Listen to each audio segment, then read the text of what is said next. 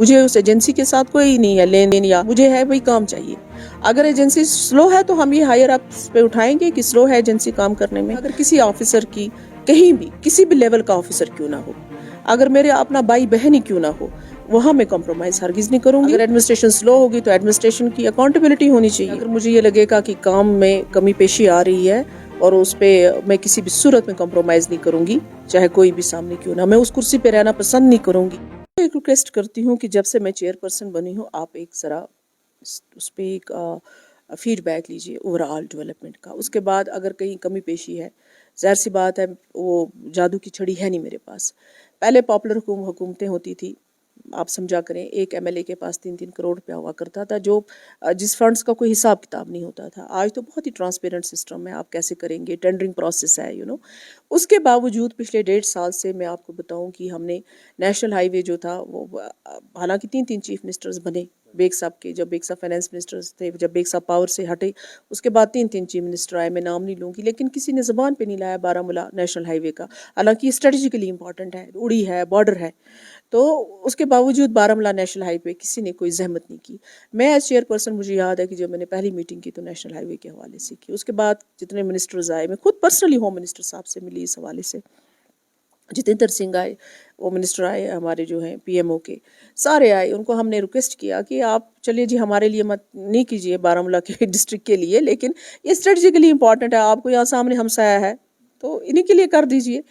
तो फिर उन्होंने सैंक्शन कर दिया, आपको पता है। लेकिन अभी मुझे कल ही रिसेंटली मेरी बात हुई कुछ लोगों से, जिससे जो प्रोग्रेस है वो स्लो है। तो मैं दोबारा से रिक्वेस्ट करूंगी कि मैंने डे 1 से कहा था, मुझे उस एजेंसी के साथ कोई नहीं है लेन देन, या मुझे है वही काम चाहिए। अगर एजेंसी स्लो है तो हम ये हायर अप्स पे उठाएंगे कि स्लो है एजेंसी काम करने में। मैंने अपनी 26 जनवरी की स्पीच में भी एडमिनिस्ट्रेशन को कहा कि संग्रामा का और मौसम ठीक होते ही, बेहतर होते ही आप संग्रामा और दिलना पे काम लगाइए। अब मैं इंशाल्लाह बारामूला में लूँगी मीटिंग। अगर एडमिनिस्ट्रेशन स्लो होगी तो एडमिनिस्ट्रेशन की अकाउंटेबिलिटी होनी चाहिए। आपको नहीं लगता है बारमूलू में बहुत ज़्यादा बिजी है? मसाइल जो काम थे मैडम के होते हुए, वो काम में इतनी सुस्ती क्यों? क्योंकि आम आवाम आपसे पूछती है, जब आप आम आवाम हमें नहीं, ऐसी कोई मजबूरी नहीं है। ये आप इस चीज़ से तो बिल्कुल मुतमईन रहें कि अगर मुझे ये लगेगा कि काम में कमी पेशी आ रही है और उस पर मैं किसी भी सूरत में कॉम्प्रोमाइज़ नहीं करूँगी, चाहे कोई भी सामने क्यों ना, मैं उस कुर्सी पे रहना पसंद नहीं करूँगी जिस कुर्सी में अथॉरिटी ना हो। ये अथॉरिटी मुझे मेरे अपने लोगों ने दी है बाय वे ऑफ वोट्स, इसलिए मेरे लिए आम लोग ज़्यादा इंपॉर्टेंट है। मैं सियासत में तब तक ही रहूँगी और तब तक ही इस कुर्सी को प्रेफर करूँगी। मेरी कमज़ोरी ये नहीं है, मुझे कोई पैसा जमा नहीं करना है, करप्शन और अपने घर नहीं बनाने, फेवर्स नहीं लेने हैं अफसरों से। हाँ, मैं इज़्ज़त करती हूँ ऑफिसर्स की, वो एग्जीक्यूट करने वाले लोग हैं, उन्होंने एग्जीक्यूट करना है हमारी जो गवर्नमेंट की पॉलिसीज़ हैं, और जो हम लोगों से प्रायोरिटीज़ लाते हैं, हम लोगों के नुमाइंदे, हमारी मॉरल अथॉरिटी जमहूरियत में इलेक्टेड रिप्रेजेंटेटिव्स की ज़्यादा मॉरल अथॉरिटी होती है।